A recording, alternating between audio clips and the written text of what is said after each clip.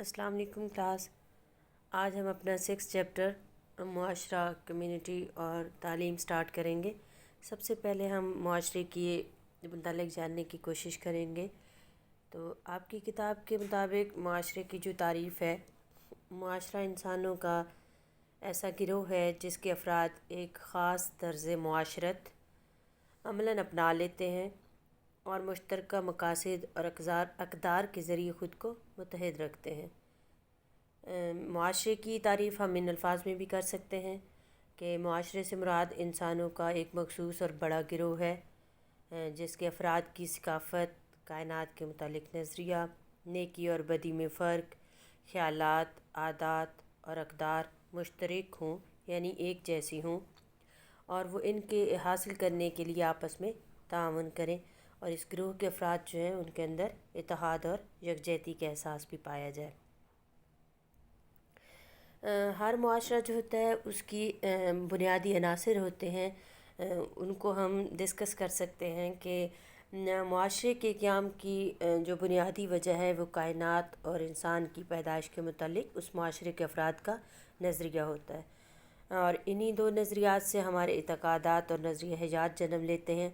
اس کے ساتھ ساتھ معاشرتی وحدت، انسان کا رہن سہن اور جغرافیائی حدیں بھی معاشرے کے قیام کے لیے اہم کردار ادا کرتی ہیں۔ معاشرہ افراد کا ایسا بڑا گروہ ہو سکتا ہے جن کے زندگی کے متعلق نظریات، جن کے مفادات، جن کے رہائشی علاقے، تہذیب و تمدن اور زندگی گزارنے کے جو طریقے ہیں وہ ایک جیسے ہوں، ان کے اندر اتحاد پایا جائے اور اسی کی بنیاد پر وہ اپنے آپ کو دوسروں سے الگ سمجھتے ہوں۔ معاشرہ دو یا دو سے زیادہ ایسے افراد کا مستقل گروہ بھی ہو سکتا ہے جو مشترکہ بھلائی کے لیے اپنی قوتوں کو اکٹھا کر کے مشترکہ جد و جہد کریں۔ ان تعریفوں کی روح سے جو دنیا میں قدیم ترین معاشرہ ہے تو وہ حضرت حوا اور حضرت آدم علیہ السلام کو سے وجود میں آیا۔ حضرت حوا اور حضرت آدم علیہ السلام کا جو قائم کردہ معاشرہ تھا، ہم اسے اسلامی نظریہ حیات پر قائم معاشرہ کہہ سکتے ہیں۔ آہستہ آہستہ جیسے انسانوں کی زمین پر تعداد بڑھتی گئی، بہت سے معاشرے وجود میں آتے چلے گئے۔ دنیا کے بڑے بڑے ممالک جو ہیں ان کو نمائندہ معاشرے کی مثال کے طور پر ہم پیش کر سکتے ہیں، جیسے روس اور چین کا معاشرہ جو ہے وہ سوشلسٹ معاشرہ کہلاتا ہے۔ یورپ اور امریکہ جو ہیں ان کے معاشروں کو ہم سرمایہ دار جمہوری معاشرے کہہ سکتے ہیں۔ ذات پات اور بے شمار بتوں کی پوجا کرنے والا معاشرہ جو ہے وہ ہندو معاشرہ کہلاتا ہے۔ اسی طرح سے اسلامی نظریہ حیات پر یقین رکھنے والے جتنے بھی مسلمان ملک ہیں ان کو ہم مسلم معاشرہ کہیں گے۔ اگر ہم اپنے پاکستان کی بات کریں تو ہمارا ملک جو ہے وہ بھی اسلامی معاشرہ رکھتا ہے۔ یہ معاشرے نظریہ حیات، رہن سہن، اعتقادات، جغرافیائی حد بندیوں اور ثقافت میں ایک دوسرے سے بالکل مختلف ہیں، اور یہ معاشرے جو ابھی میں نے آپ کو 5-6 بتائی یہ کیوں مختلف ہیں ان کی وجہ کو ڈھونڈنے کی کوشش کرتے ہیں۔ آپ لوگ نظریہ ارتقاء کے حوالے سے علم رکھتے ہوں گے۔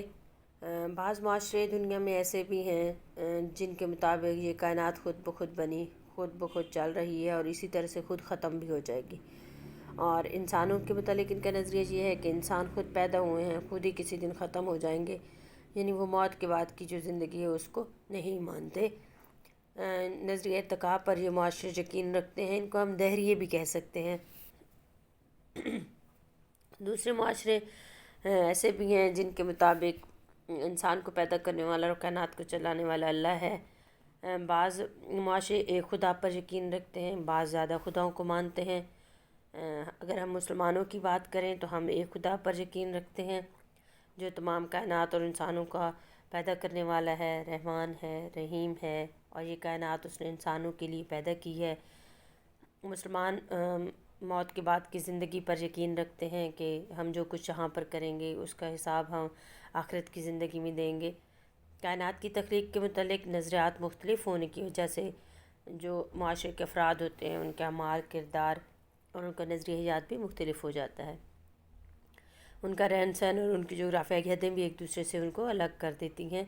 اگر ہم تمام بحث کو سمیٹیں تو اس کا خلاصہ یہ ہے کہ ہر معاشرہ اپنا نظریہ حیات کی بنیاد پر اپنی الگ تہذیب و ثقافت رکھتا ہے جو اس کو دوسرے معاشروں سے الگ کرتی ہے۔ آج ذرائع مواصلات اور رسائل کی ترقی کی وجہ سے کمپیوٹر اور نیٹ کی وجہ سے دنیا جس قدر سمٹ چکی ہے، اس کی وجہ سے جو مختلف معاشرے اور ان کی تہذیبیں جو ہیں، ان کا فرق جو ہے وہ اتنا ہی زیادہ ہمارے سامنے نمایاں ہو کر ظاہر ہو رہا ہے۔